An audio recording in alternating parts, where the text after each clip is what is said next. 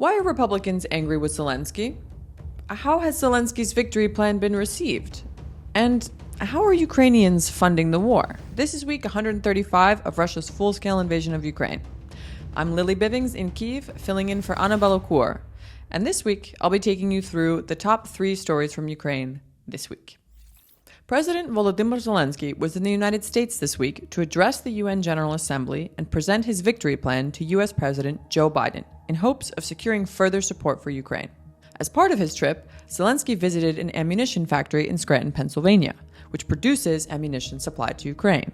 The factory has increased shell production from 24,000 155mm artillery shells per month to 36,000 since the start of Russia's full-scale invasion. Zelensky thanked the workers at the plant for their efforts and was received warmly by the employees. Ukraine has already received 3 million such shells from the US, which have been crucial to the country's defense all along the front line. So Zelensky's appearance at the artillery factory should be rather uncontroversial. Yet Republicans apparently disagree and are now accusing Zelensky of election interference by visiting the Scranton factory, with House Speaker Mike Johnson urging Zelensky to fire Ukraine's ambassador to the US, Oksana Makarova, over the trip. In a letter addressed to Zelensky, Johnson characterized the factory visit as being a partisan campaign event designed to help Democrats. Johnson is alleging that Makarova arranged a taxpayer-funded trip to a battleground election state that purposely excluded Republicans ahead of the US presidential election. To be clear, neither Democratic nominee Kamala Harris nor President Biden were present in Scranton during Zelensky's visit. The factory creating shells for Ukraine just happens to be located in an electoral swing state, and in order to interpret Zelensky's visit as partisan, one would have to oppose aid to Ukraine, something Johnson claims he and Republicans do not oppose. President Zelensky said earlier that Ukraine will work with any US president regardless of the November election's outcome, calling Washington a strategic partner. However, due to Republican candidate Donald Trump's refusal to call out Russia for its aggression and his criticism of aid to Ukraine, Trump's potential return to the White House has naturally caused much concern in Kyiv. At a campaign rally on Wednesday, Trump escalated his criticism of Zelensky for refusing to make a deal with Russia and making nasty little aspersions toward him. Trump and his vice presidential nominee J.D. Vance have both suggested such a deal would require Ukraine to sacrifice territory and NATO aspirations, points in opposition to Ukraine and many of its Western partners' current stance. Despite this, Trump agreed to meet with Zelensky on Friday at Trump Tower in New York City. It was the first meeting between the two in 5 years. Following a joint press conference, however, the future relations between the two presidents remains uncertain, as is Trump's commitment to Ukraine's victory after he commented on his good relationship with Putin. So we have a very good relationship, and I also have a very good relationship, as you know, with President Putin. And I think if we win, I think we're going to get it resolved very quickly. I really think we're going to get it resolved. I hope we have more good relations. We're going to have. Oh, I see. In addition to President Joe Biden, Zelensky on Thursday also presented his victory plan to Democratic presidential nominee Kamala Harris. He also met with congressmen from both parties, although it remains unclear whether the victory plan was discussed. Kyiv has remained tight-lipped on the details of the plan, but according to Zelensky himself, it consists of 5 points focused on Ukraine's security and geopolitical position, foreign military aid with the freedom to use it without restrictions, and economic support. It is also said to include a NATO invitation within months, not years. Bloomberg has also reported the plan includes a clear pathway to European Union membership.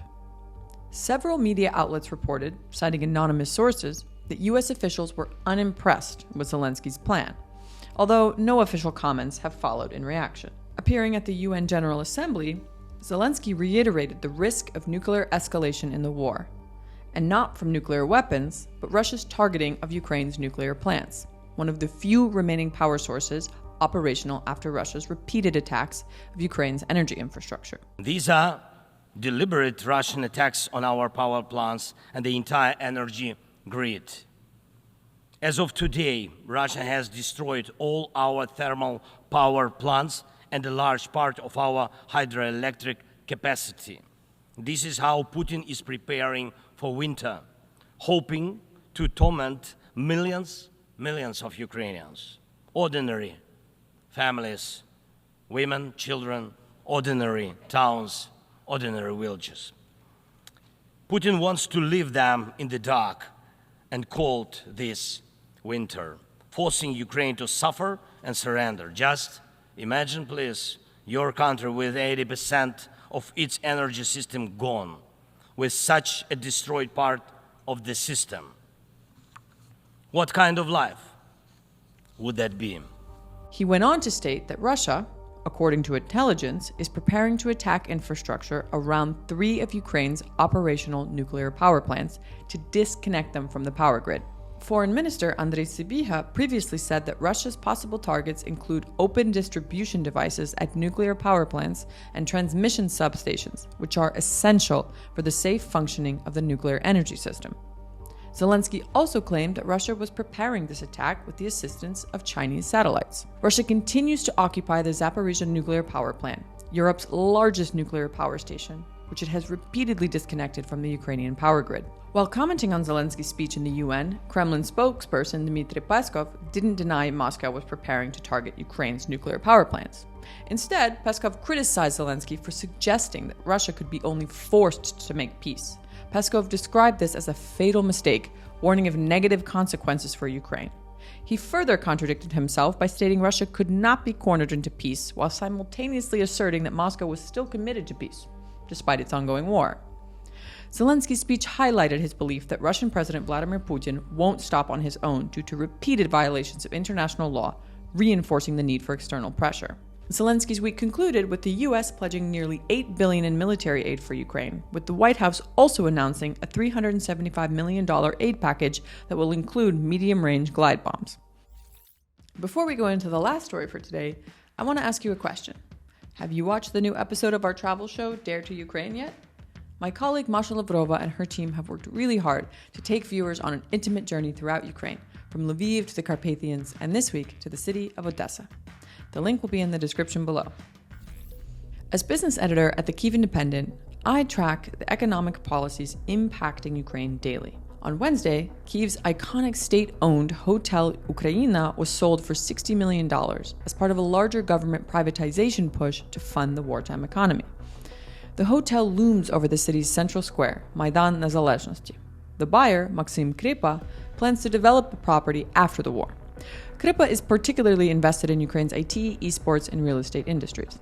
This comes as Prime Minister Denis Shmyhal claimed last month that Ukraine faces a budget deficit of $35 billion next year, with foreign partners pledging to cover $20 billion of that amount. The head of the parliament's budget committee, Roxolana Pidasa, has estimated the daily cost of the war to be $140 million. And according to the finance ministry, total spending has increased 11% so far this year. Ukraine's parliament has also moved to increase taxes for the first time since the start of the full-scale invasion. Part of the increases include an increase from 1.5% to 5% war tax on individual income, a 50% tax on bank profits, and other increases on businesses. The tax increase has caused a fierce backlash from businesses who argue that government should target illegal practices instead of imposing higher taxes on compliant companies and individuals. Despite concerns, Ukraine has to boost revenue amid the ongoing war, and raising taxes is one way of doing that. The good news, though, is that Ukraine's parliament also passed sweeping reforms in customs, an area that causes millions of dollars in losses to the state budget in unpaid duties annually. While those reforms will likely take years to make a difference, it's a step in the right direction. That's all for this week. On the Bellacore will be back next Sunday with more news from Ukraine. We want to thank our followers, especially those who sent us a super thanks. It's only with your support that we can continue our work bringing events in Ukraine to the world. If you enjoyed this video, please like and subscribe to the channel. If you'd like to become a member of the Kyiv Independent, please visit the link in the description below.